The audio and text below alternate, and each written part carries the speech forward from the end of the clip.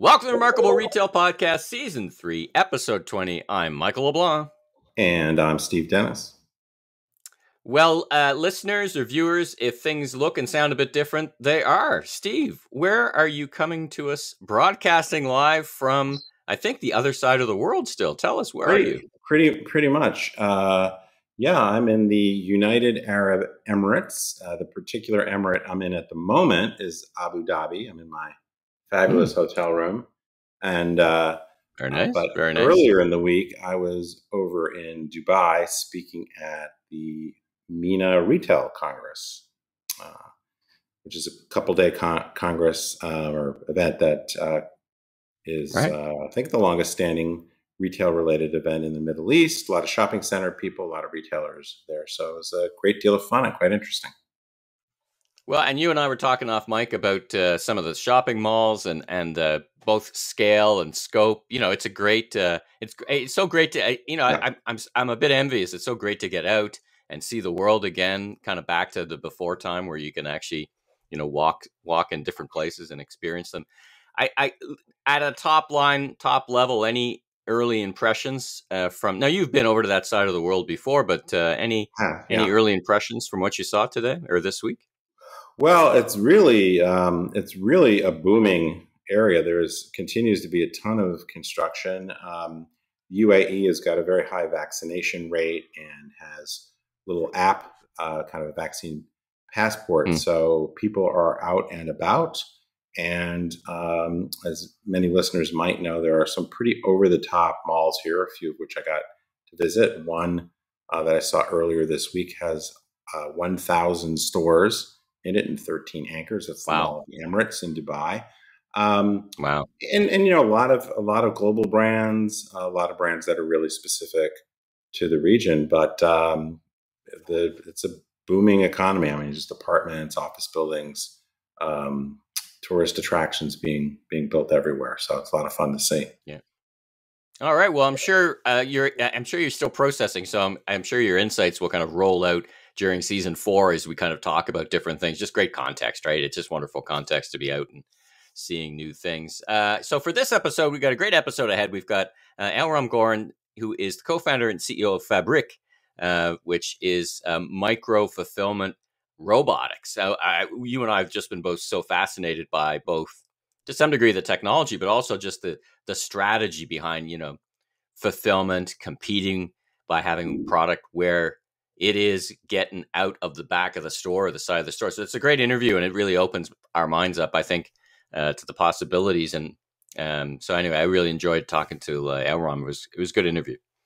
Yeah, I feel like there's this intersection, which I'm sure we'll keep coming back to in some way, shape, or form, this intersection between the hyper growth of online grocery. That was the category, huge category that went from very low e-commerce penetration pre-pandemic to, I think it's about doubled in the last couple of years. So that's an interesting trend. And then there's this whole idea that we get into about how to improve the profitability of last mile delivery. So, which goes beyond grocery, as we talk about. So yeah, it's a very, very interesting topic. And I think there'll be a lot of news about that going forward.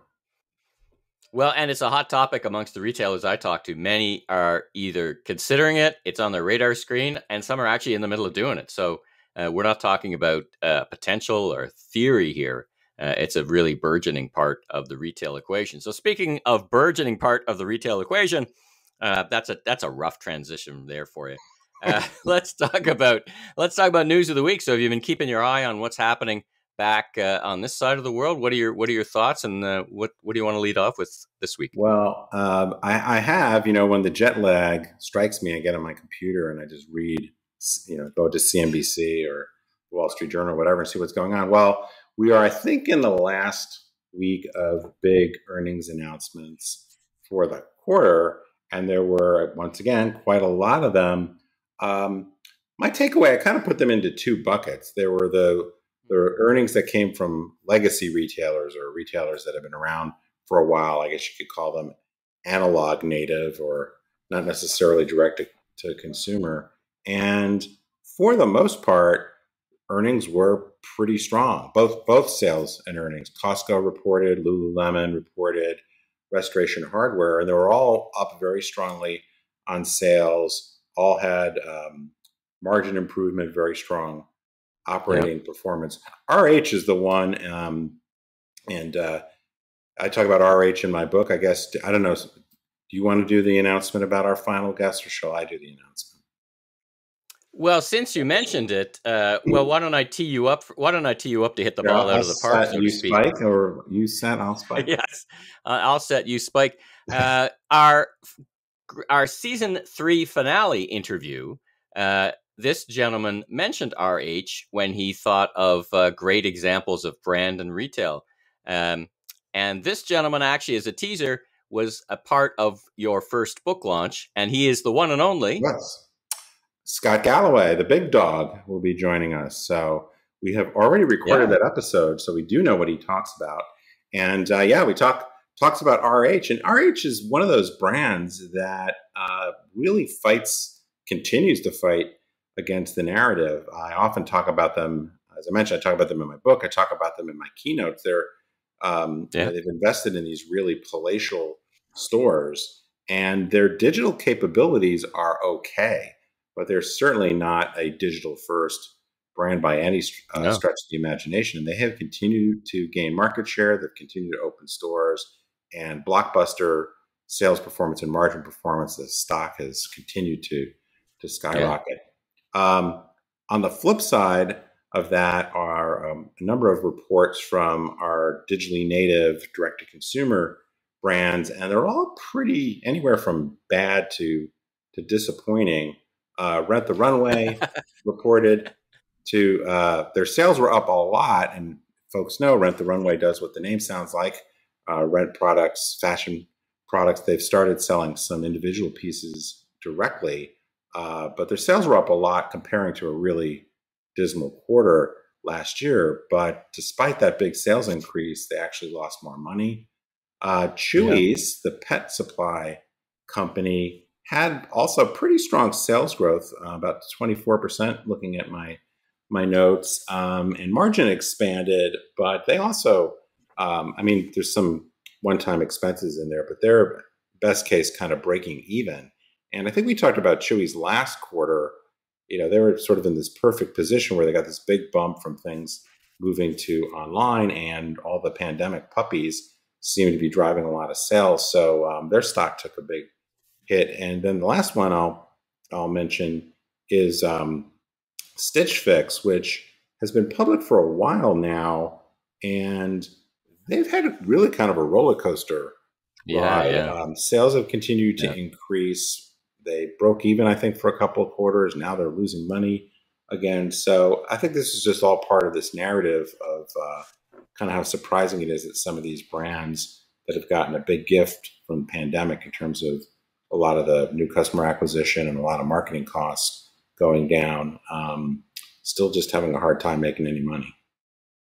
Well, and our most popular episode guest, Dan MacArthur, talked about Rent the Runway, and he said, listen, he's worried because of their customer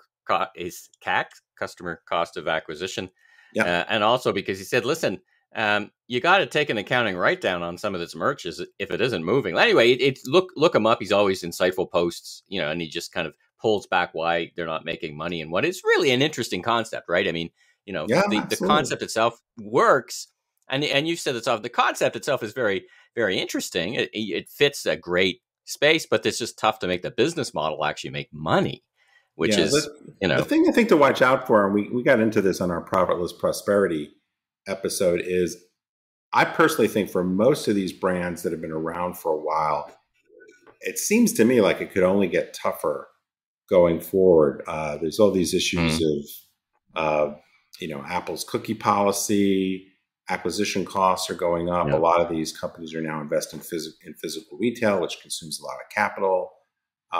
You don't have sort of the natural gift of traffic to online that you had in the pandemic time. So I think as we see more and more of these companies go public, and we see more of their investor reports, we get to really dissect what's under the hood. So we'll see. All right, well, let's talk about Amazon. There's some news out about Amazon that you were sharing kind of off mic around it's interesting, the multiple parts of their business model. This part looked at their seller fees. What did we learn this week? Yeah, well, I think we're required by law to talk about Amazon in every episode. So this is our opportunity. Right. I'm going to try to keep this brief. If people are interested, they should go check it out. But I thought this was an interesting story for a couple reasons. One, in our recent episode with Chris Bell on Perch, we were talking with him about all the merchants that are selling through the marketplace and all the fees that Amazon charges them, and whether at some point Amazon would basically squeeze those guys to maximize profit. This report talks about how much those fees have gone up.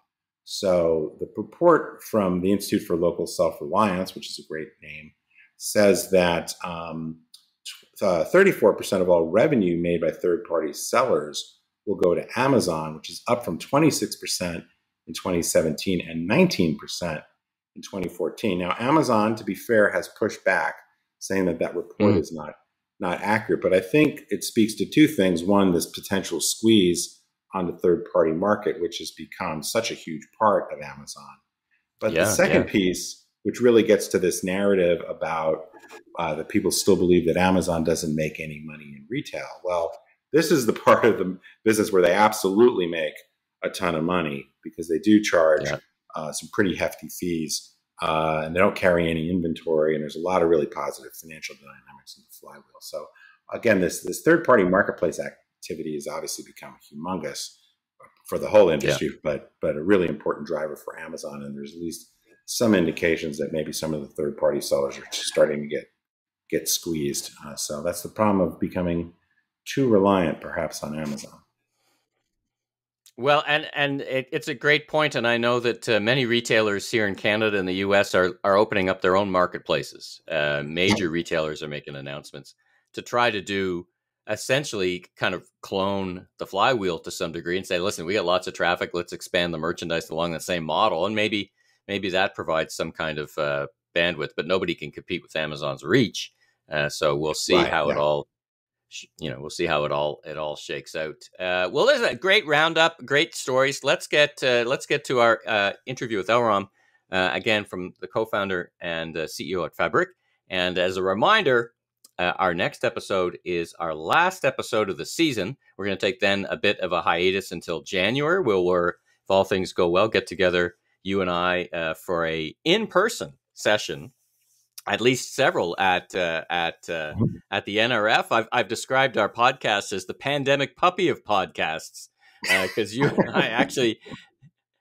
I never actually been in the same physical place since we started the podcast. So that'll be just a pile of fun. And our season finale is just such a great episode. We've already had the interview, so we know it's a great interview, wide-ranging, spot-on insights from the one and only Scott Galloway, so be sure and tune into that.